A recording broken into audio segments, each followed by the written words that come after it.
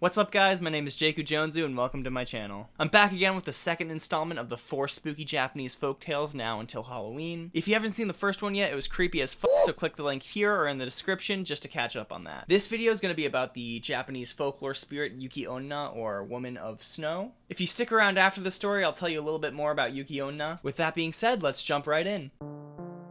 In a village of Musashi province, there lived 2 woodcutters, Mosaku and Minokichi. At the time of which I am speaking, Mosaku was an old man, and Minokichi, his apprentice, was a lad of 18 years. Every day they went together to a forest situated about 5 miles from their village. On the way to that forest, there was a wide river to cross, and there was a ferry boat. Several times a bridge was built where the ferry is, but the bridge was each time carried away by a flood. No common bridge can resist the current there when the river rises. Mosaku and Minokichi were on their way home one very cold evening when a great snowstorm overtook them.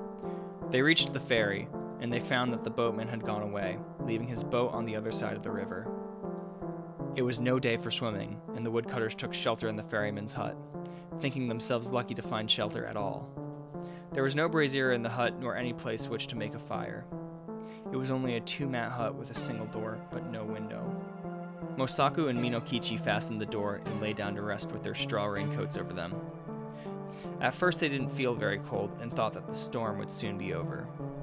The old man almost immediately fell asleep, but the boy, Minokichi, lay awake for a long time, listening to the awful wind and the continual slashing of the snow against the door. The river was roaring, and the hut swayed and creaked like a junk at sea. It was a terrible storm, and the air was every moment becoming colder, and Minokichi shivered under his raincoat. But at last, in spite the cold, he too fell asleep. He was awakened by a showering of snow in his face. The door of the hut had been forced open, and by the snow light, Yuki Akari, he saw a woman in the room, a woman in all white. She was bending above Mosaku and blowing her breath upon him, and her breath was like a bright white smoke. Almost in the same moment, she turned to Minokichi and stood over him. He tried to cry out, but found that he could not utter a sound. The white woman bent down over him, lower and lower, until her face almost touched him. And then he saw she was very, very beautiful, though her eyes made him afraid. For a little time, she continued to look at him. Then she smiled and whispered, "I intended to treat you like the other man, but I cannot help feeling some pity for you, because you are so young. You are a pretty boy, Minokichi, and I will not hurt you now. But if you ever tell anybody, even your own mother, about what you have seen this night, I shall know it, and then I will kill you. Remember what I say." With these words, she turned from him and passed through the doorway. Then he found himself able to move, and he sprang up and looked out. But the woman was nowhere to be seen, and the snow was driving furiously into the hut. Minokichi closed the door and secured it by fixing several billets of wood against it. He wondered if the wind had blown it open. He thought that he might have been only dreaming, and might have mistaken the gleam of the snow light in the doorway for the figure of a white woman, but he could not be sure. He called the Mosaku, and was frightened because the old man didn't answer. He put out his hand in the dark and touched Mosaku's face and found that it was ice. Mosaku was stark dead. By dawn the storm was over, and when the ferryman returned to his station a little after sunrise, he found Minokichi lying senseless beside the frozen body of Mosaku. Minokichi was promptly cared for and soon came to himself, but he remained a long time ill from the side effects of the cold of that terrible night. He had been greatly frightened also by the old man's death, but he said nothing about the vision of the woman in white. As soon as he got well again, he returned to his calling, going alone every morning to the forest and coming back at nightfall with bundles of wood which his mother helped him to sell.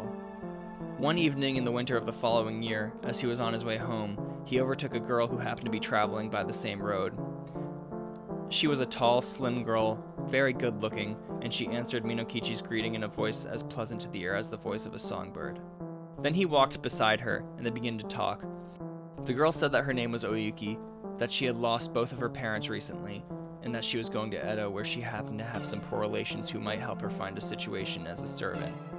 Minokichi soon felt charmed by this strange girl, and the more that he looked at her, the handsomer she appeared to be. He asked her whether she was yet betrothed, and she answered laughingly that she was free. Then in her turn, she asked Minokichi whether he was married or pledged to marry. and he told her that although he had only a widowed mother to support, the question of an honorable daughter-in-law had not yet been considered, as he was very young.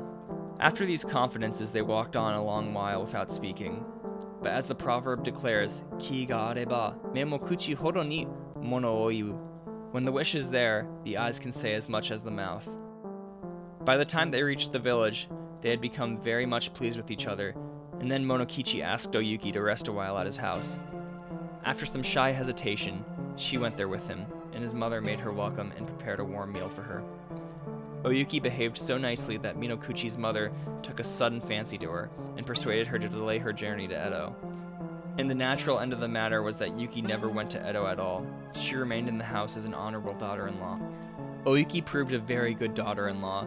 When Minokuchi's mother came to die some 5 years later, her last words were words of affection and praise for the wife of her son. And Oyuki bore Minokichi 10 children, boys and girls, handsome children all of them, and very fair of skin. The country folk thought Oyuki a wonderful person by nature, different from themselves. Most of the peasant women age early, but Oyuki, even after having become a mother of 10 children, looked young as fresh as the day when she had first come to the village. One night after the children had gone to sleep, Oyuki was sewing by the light of a paper lamp, and Minokichi, watching her, said, "To see you sewing there with the light on your face makes you think of a strange thing that happened when I was a lad of 18. I then saw someone as beautiful and white as you are now. Indeed, she was very like you." Without lifting her eyes from her work, Oyuki responded, "Tell me about her. What did you see?"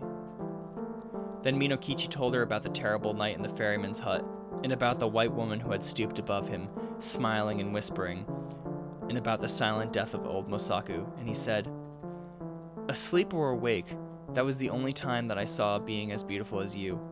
Of course she was not a human being, and I was afraid of her, very much afraid. But she was so white. Indeed, I have never been sure whether it was a dream that I saw or the woman of snow."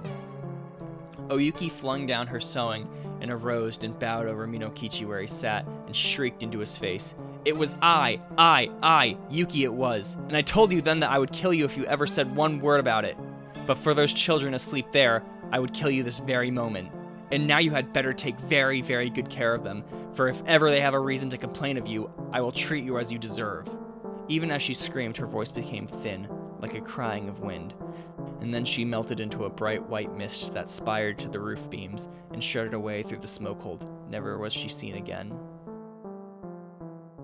The Yuki Onna spirit is said to be a beautiful woman with long black hair, fair skin, and wearing long white flowy kimono. She is associated with snowstorms and people freezing to death. Though beautiful, she is said to be ruthless when killing unsuspecting people. She was mostly depicted as an evil spirit up until around the 18th century when she started to be depicted as more human. Depending on where in Japan you go, the depiction of Yuki Onna changes vastly, some places even abandoning the idea that she's a beautiful woman and describing her more as an evil old hag. There's a story from Niigata Prefecture that's kind of funny in a fucked up way, where the Yuki Onna falls in love with and marries a man, but she is reluctant to take a bath, so as soon as she's forced into the bath, she melts and steams away into nothingness. It feels like a common trend in Yuki Onna stories is that the Yuki Onna will fall in love with and marry someone, and then suddenly disappear after a while, which is actually kind of fucking terrifying. Imagine the person of your dreams coming to you, and you live many happy years together, and then suddenly they just disappear into mist forever. Keep that in mind next time your Tinder date's going unusually well. If you enjoyed this video, feel free to tatake that like and subscribe button. Come talk to me in the comments, let me know how you're spending your quarantine Halloween. Keep an eye out for 2 more spooky videos for the Halloween season, and I will see you next time. Gokigenyo!